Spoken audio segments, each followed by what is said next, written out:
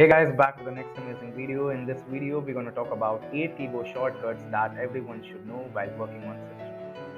That will gonna make your work easier, faster, and productive. Let's talk about the first one, which is Window plus E. This will open your file manager.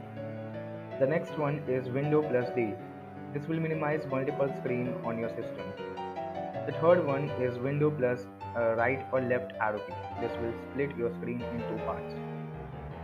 The next one is making the new file, which is Control plus Shift plus N. Window plus Tab to show multiple windows.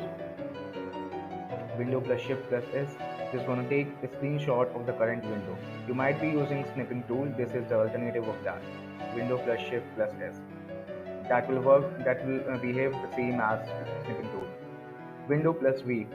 That will save your copied items in the clipboard and also save the history also. The next is Window plus dot. This is the most amazing keyboard shortcut. I loved it. And this is Window plus dot. This will open this emoji section. And that's all for today.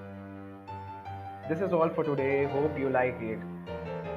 Hit the like button below and subscribe to my channel. Bye bye.